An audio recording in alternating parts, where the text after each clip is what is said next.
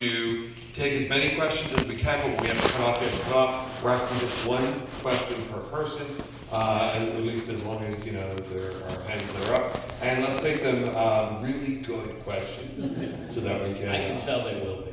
Of course, I have no doubt. Just look at this group. So I'm going to be coming around, and if you've got a question for Mick, please raise your hand. Who doesn't have bloodshot eyes right now? All right, we're right up here in the front, and we'll come this way. Hello, sir. So, the first episode of the movie, in the car when Larry's driving to New York, tell me there's a recording of Baby Can You Dig Your Man out there somewhere. Check YouTube, there might be. But it was never released, and it wasn't on the soundtrack album. But there was a soundtrack, a CD, Snuffy Walden's music. But yeah, I wish there were, but the music, the lyrics were written by Stephen King, and the music was written by Mike Bloomfield, who was famous to people my age. A side note for the music too, an incredible selection of needle drops for the and I would imagine in today's world that'd be very difficult to get those rights. This was right before music rights went through the roof, and so we had a favored nations clause, so each of the songs were licensed for $15,000, which is nothing for hit songs, no matter how old they are these days. Over here. So there was a not so well received adaptation of The Stand. The second one came out in 2020. And I would just like to ask if you had the opportunity today, with today's technology and today's loosened restrictions on what people can see on TV, but maybe even with the same cast, how would you do things differently? I would never want to step in footprints I'd already left. I would much rather keep moving forward rather than going back and trying to redo, because that's a fool's errand, I think. To look back on, how would I make this different? How would I improve it? There's not a scene in here that I don't think can be better, although I'm very proud of how it turned out. That was a really hard shoot. By far the hardest work I've ever done in my life. I don't want to do that again. But seriously, it has to, no pun intended, but it has to stand on its own. We've got a question back here, and then I'll come around. Hey Mick, thanks again. This is a great experience. I wanted to circle back to something that Dan mentioned at the start of the show. Working with Michael Jackson, you kind of count yourself in a sort of an intimate pool of filmmakers, like with Scorsese and Coppola and Spike Lee, who actually got to work with Michael. Me, Spike, Marty, yes. Yeah, exactly. Steve. You're within good company. But you did Michael Jackson's Ghost, and that was made in '97, and now it's kind of one of his more like criminally underseen things today. It's not really talked about as much anymore, but I think that you started working with him on Adam's Family, and then some years went by, and then Ghosts happened. So I just wanted you to talk and maybe expand on working. Well, that's exactly what happened. Stephen King had written the script for Ghosts. It was called Is This Scary originally, and it was going to be the end title song for Adam's Family Values. So it started out that way, and we started shooting. I shot for 2 weeks without ever getting to the music video. When you work with Michael Jackson, you work on a clock painted by Salvador Dali.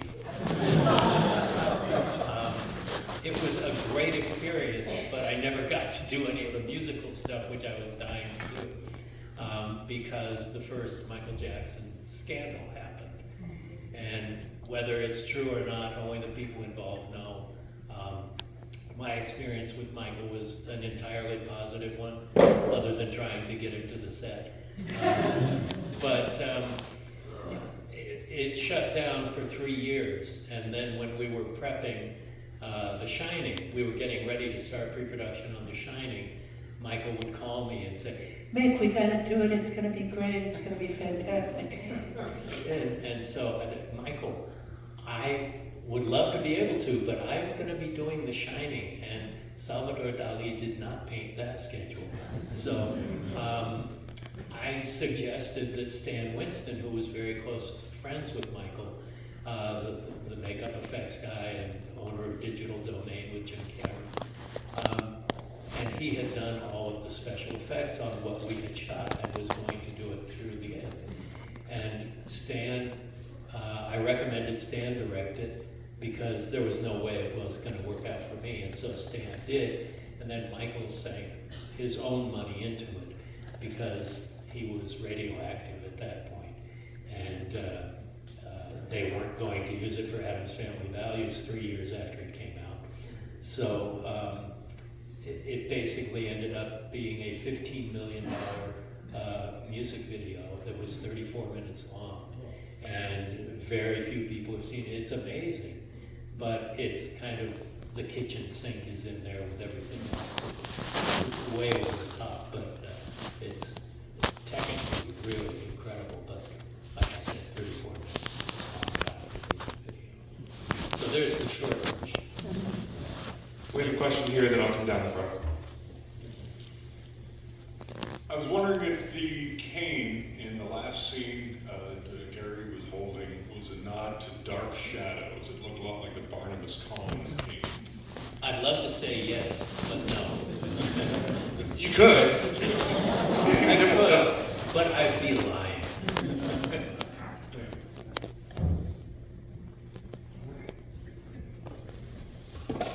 You're getting your workout done. Getting your It's steps. been a long time sitting down. If any of the corpses played by extras throughout the movie were used in more than one scene, if we replay the whole thing right now, would we be able to pick them out? You wouldn't be able to pick them out, but they were reused. And in fact, I've got a couple of them in the basement under my office. Some of them were people that were made up, and I think they made dozens of corpses, and I've used them in other productions as well. You don't have any people, do you? I don't have any other people. But I actually used a corpse from Psycho 4 as an additional corpse for the stand. So I have Mother from Psycho 4 in my office. We have one up front. Yeah. Yeah, how did Sam Raimi get involved? Sam Raimi and John Landis. There's a bunch of my friends in there. Tom Holland is in there as well. Sam Raimi and I were, well, Sam almost directed The Fly 2, which I was the writer on. Oh. And that didn't work out, but that's where I met him and we became very friendly.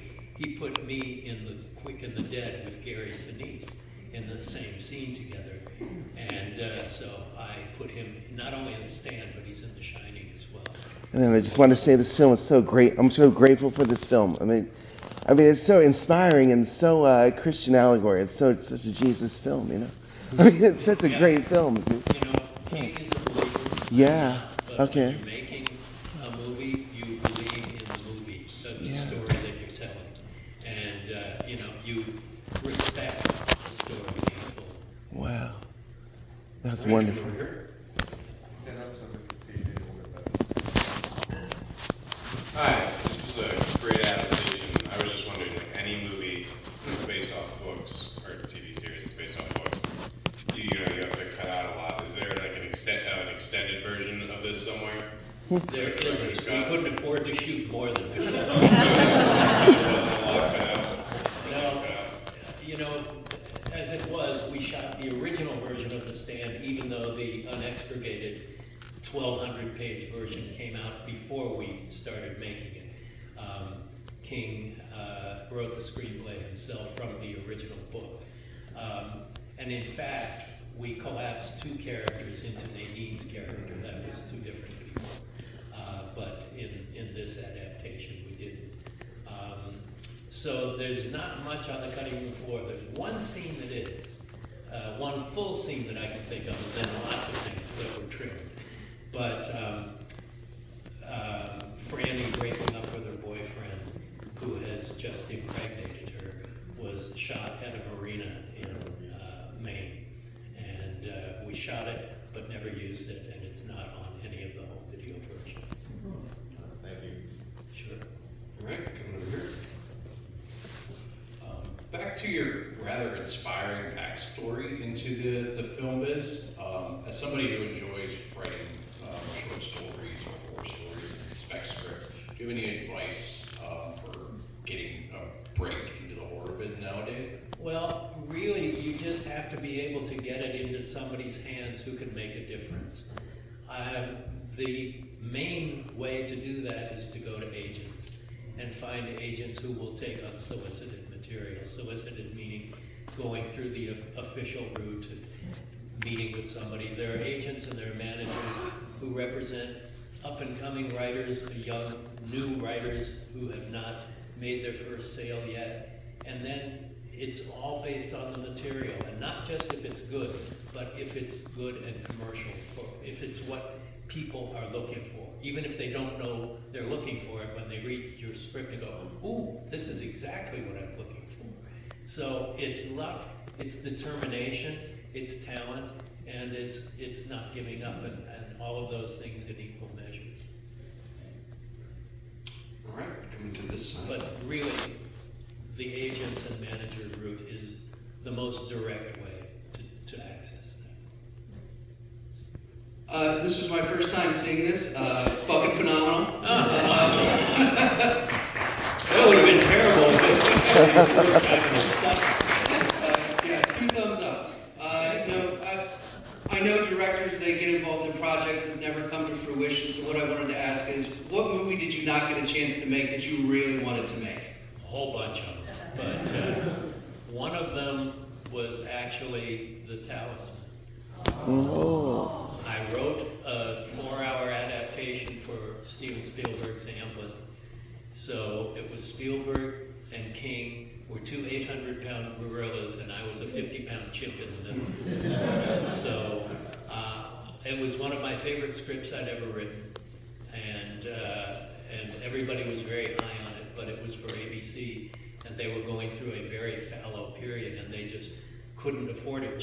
They couldn't afford to pay Steven Spielberg, Kathy Kennedy, Frank Marshall, Stephen King, and Peter Straub.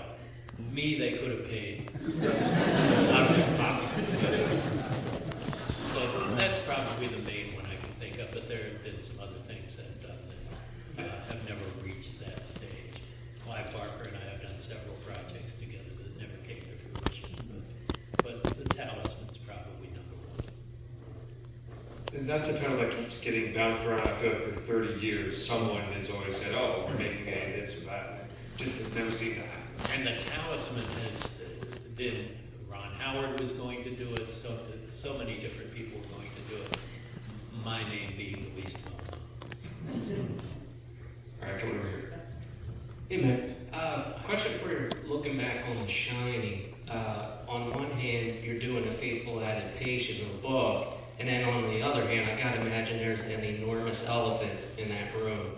And I heard Steven Weber on a podcast saying he would love to play that role differently today, but he didn't get into specifics, but I wanted to get your take on your version of The Shining.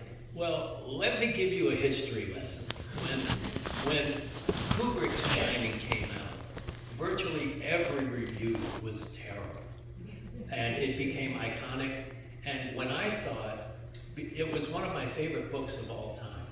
And I saw the movie, it was the most anticipation I'd ever held for seeing a film.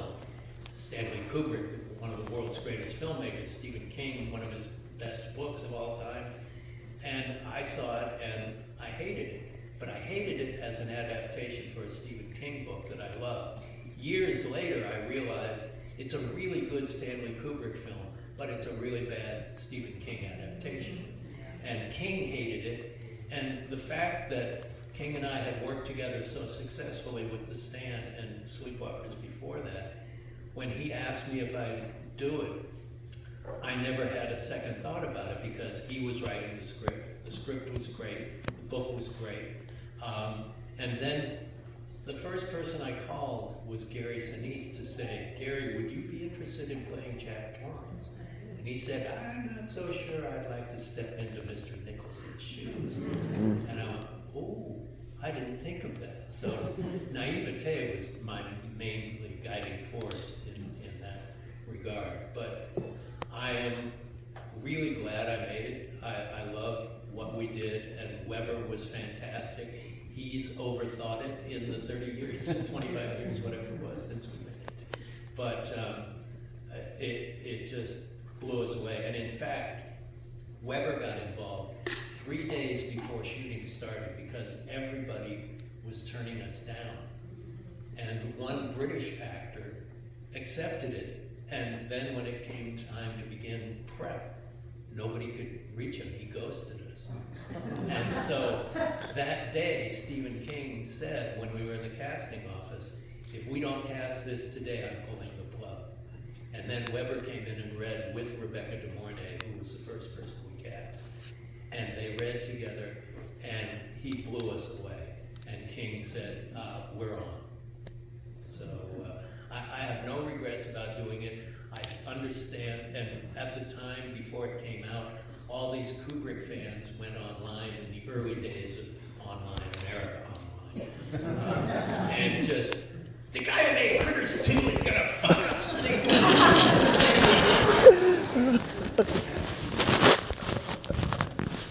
They still have felt that way afterwards. All right, we have a question in the back. Yeah.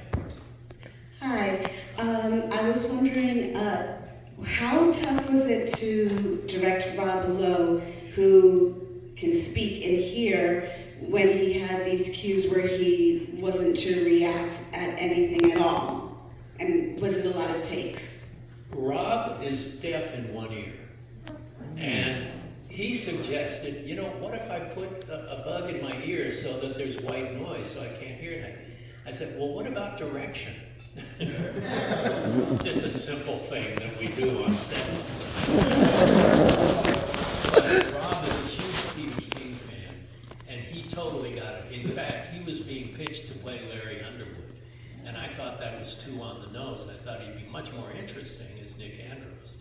And he is a huge King fan. He came in, he said, whatever you want, I'm there, I want to do it. And he is a really good actor. And we never had any problems with him reacting to things. There's a hoot of an owl that he reacts to. And it's like, ooh, he shouldn't have reacted to that. Here it is, 31 years later. But we never had a problem in that regard. All right, we have time for a couple more questions coming up from Clark. Okay, now's your chance. Hey, Clark. Obviously, you're a legend in the movie business, but I was just wondering, how did you get into to write the screenplay for and the story for Hocus Pocus, obviously one of the best Halloween films of all time? Wow. I was writing for Steven Spielberg on Amazing Stories, which was a TV show that he produced, and it was my first paid job as a screenwriter. And David Kirshner, the producer of Hocus Pocus, had created an animated movie called An American Tail for Spielberg at the same time. So we were both working for Spielberg at the same time. We knew each other's work from that, and David wanted to meet me and pitch me this story that originally was a story he told to his little girls. It was a bedtime story. And then it was published in the Muppet magazine as a short story with the Sanderson sisters.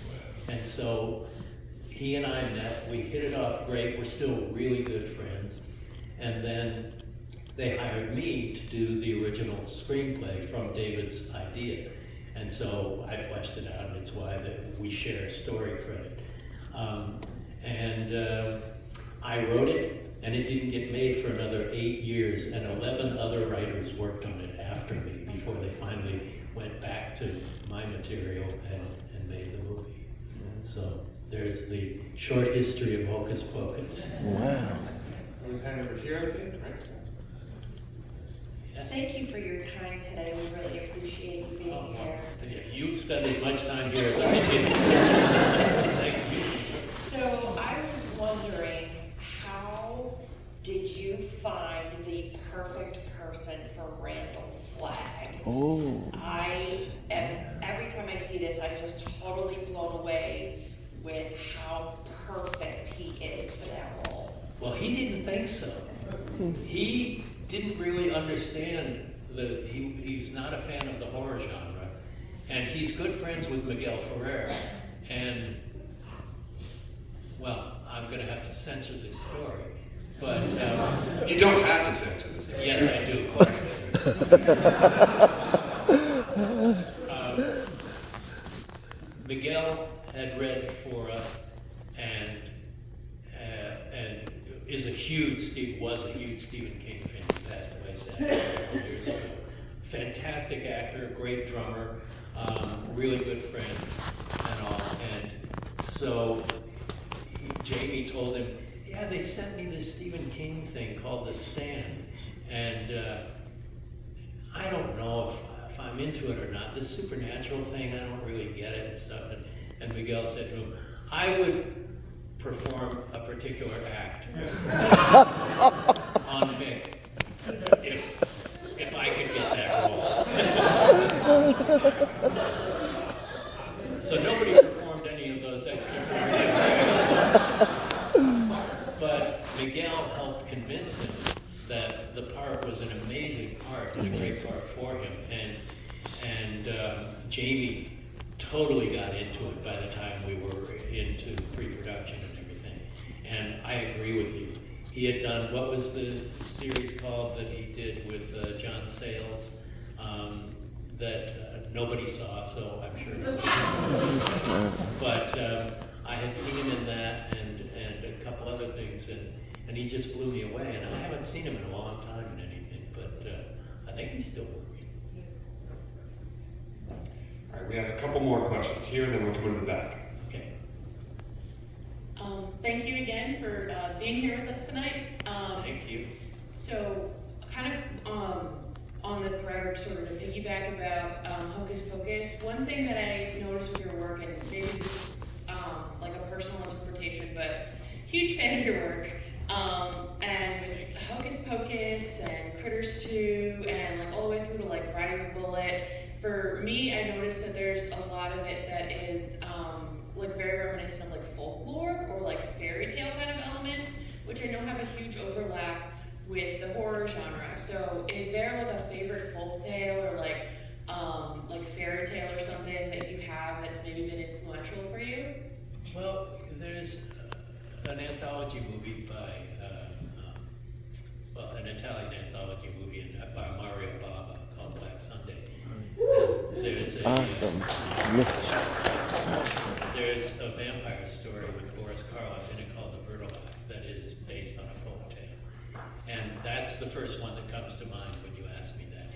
I would never have come up with that as an inspiration for my work before, but I would have to admit that that was definitely something I saw in my youth that inspired me to make scary stories. A good question. And one that I've never been asked before. Hi, circling back to Randall Flagg, the music for him was pitch perfect, and I was just wondering how you guys decided on the composer for the score and that music just being so perfect for him. Well, thank you. My first choice was my usual composer, a guy named Nicholas Pike. I intended to do a fully orchestral score. Stephen King would have none of that. So he knew Snuffy Walden's work from 30-something. He had scored that series, 30-something, back in the day. And so he always said, I want to hear Blue Jeans music. So acoustic guitar, electric guitar, piano, just simple, not a lot of instrumentation other than at the climax in Las Vegas when the executions are going on. I had the score become an orchestral score. But the rest of it, it was King's idea. He was absolutely right. The score is so emotional. As many times as I've seen this, I tear up in this movie a dozen times. And that's the power of King's story. and the power of Snuffy Waldron's music. Snuffy is a brilliant guy. And another reason that Snuffy did it is that King and Snuffy were both in AA, and they knew each other as recovering alcoholics, as well as fans of each other's work. And Snuffy has never done before or since a genre film. And I just think it is, as you say, absolute perfection. Okay, I think we have just time for one more question. So is this you? Right up. It's a comment. No, I already. Okay. You can give your comment. Mine is about the music. We have seen this, this is probably the 4th or 5th time we've watched this. And again, for anybody who wants to do this, we do it on New Year's Eve so that at midnight the bomb goes off. Wow, that's amazing. But the music in this, all the times I've seen it, because it's on the TV, on TV at home, I was not as affected by it. But here, I heard all the music and just watch him walk down the room in the shadow with his music on. Oh, it was amazing. I loved it. So glad that we came, and it's a pleasure to meet you. You're wonderful. Thanks. But that wasn't even a question. We can take another question. But thank you so much. For anyone else who wants to do the midnight thing, you started at 6:18 p.m. and 49 seconds. 6:18, 49 seconds. But no worries. You got it. Since you just sit there. All right, last question. Make it a good one. It's a good one. It's a good one. Right? The whole family. There we go. The whole family's in. Awesome. As much as you're free to tell us, what was it like directing each of the familiar actors in the movie? Well, everybody was a complete and total pleasure, with the slight exception of Molly Ringwald. She didn't get it. I think she's really good at it, and she was very hardworking. She really did her job, learned the lines, got the motivations and all of that, did a good job. But when it was over, there was every year they have a Television Critics Association convention. And so, in boning up for that, they trot out the stars of the shows and things like that. I was there, Stephen King was there, and Molly and Gary Sinise were there, and some other actors as well. And I heard from someone that she had said, "Have you seen it? Isn't it awful?" Oh dear. Oh no. Ow, Molly. Not so pretty in pink. That's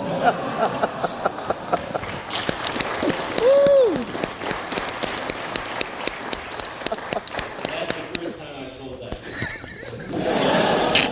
It stays here, folks. This is just between us and Mick. So.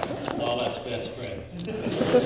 Thank you, everybody. This was a really great occasion for me as well, to share with an audience on the big screen when it's something that was intended to just go out into people's homes.